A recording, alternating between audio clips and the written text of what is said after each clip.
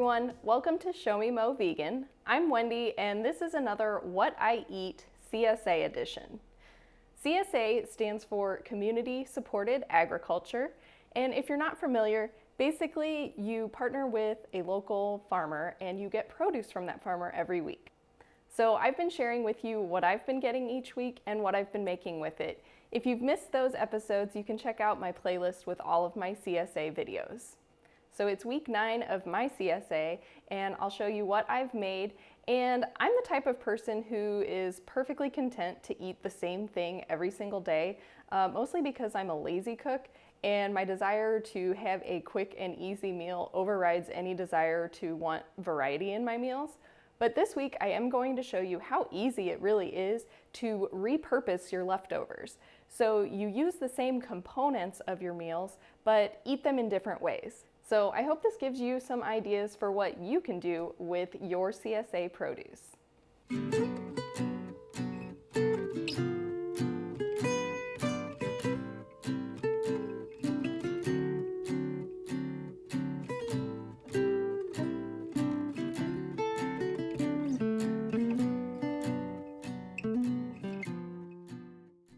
As you saw, I had tons of summer squash.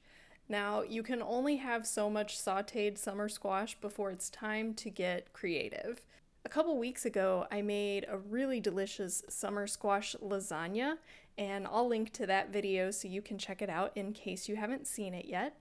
But this week, I decided to make this bread. So I shredded the yellow squash and mixed it with some oat flour and a bunch of spices to make this really delicious bread. I'll include the full recipe in the blog post linked below. In addition to my CSA produce, I usually buy a few things from the grocery store as well. And I saw these beautiful portobello mushrooms on sale, so I grabbed those and decided to pair that with the beautiful tomatoes that I got in my CSA and some tempeh. So I thinly sliced the tempeh and marinated it with some Bragg liquid aminos and some vinegar, and then I baked that along with the mushrooms. And some people call this tempeh bacon. I don't like to call it bacon because it doesn't really have the texture of bacon. It might have a similar flavor, but it's not the same texture. And so if you're trying to convince someone that this is bacon, they're just going to be disappointed. But I decided to do a sort of BLT style sandwich with this. And this is actually the first time that I've put the tempeh bacon in something, and it actually did give me bacon vibes. It reminded me of the BLTs that I used to love. So I added that with the mushroom and the tomatoes and some spinach into a pita pocket, and it was so good. And I had that along with my squash bread. And to take it to the next level, I also put a cheesy sauce on it.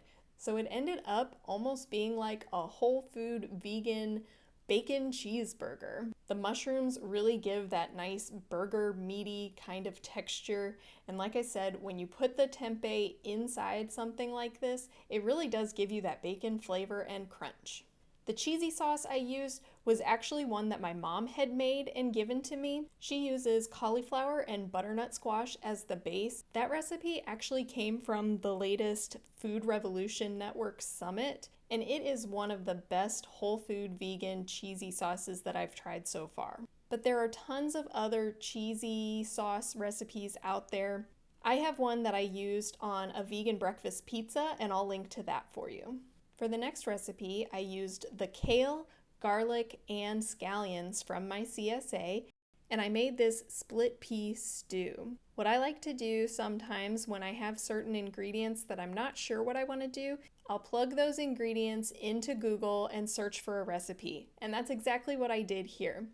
So I'll link to the recipe I used, and then I modified it slightly using the ingredients that I had because I didn't have everything that the recipe called for. Then on another day, I used the mushroom and tempeh and tomatoes again to make a more traditional sandwich. And look at those tomatoes. Are those not the most delicious tomatoes you've ever seen? I mean, is there anything better than a fresh, local, organic tomato? I don't think so. And here I'm adding that cheesy sauce once again. And I ate that along with a bunch of other veggies. some cucumbers from the CSA, plus some peppers that I got from the grocery store. And then if you're the type of person who doesn't like to eat the same thing every day, one way to really make your meals a little more exciting is just to take components and put them together in different ways. So using the same mushrooms, tempeh, and the cheesy sauce from before, I came up with a whole new dish here. So for this one, I had sorghum, which is my favorite whole grain. I mixed that with some broccoli, the cheesy sauce, and then I topped it with the mushrooms and tempeh. And then I paired that with a side of more tomatoes and cucumbers from my CSA, that bell pepper again, and the parsley from my CSA. For the next meal, I'm using more of the yellow squash, garlic, and the basil and parsley. So I cooked the squash and some garlic and onion along with some different spices and flavorings, and then I blended that up in my Vitamix with the basil and parsley, and this was so fresh and delicious. I'll include the full recipe for this in the blog post as well. And I always like to have some sort of bean or legume with every meal, so I had that again with tomatoes and cucumbers from the CSA, and I added some lentils. I also added more of that squash bread to round out the meal. And do you see this garnish here?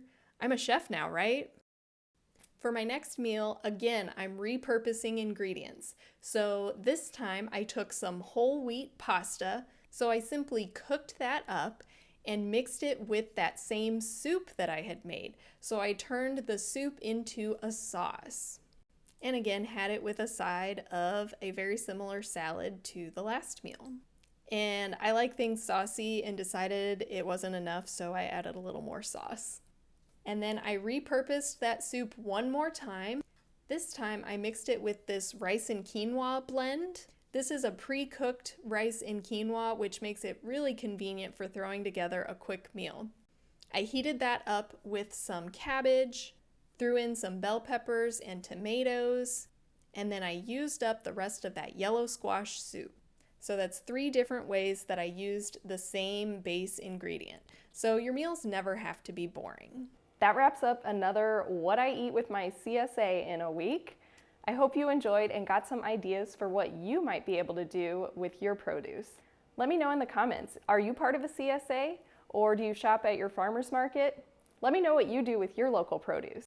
I hope you'll give this video a thumbs up. If you haven't already, subscribe to my channel. Thanks for watching, and I'll see you next time.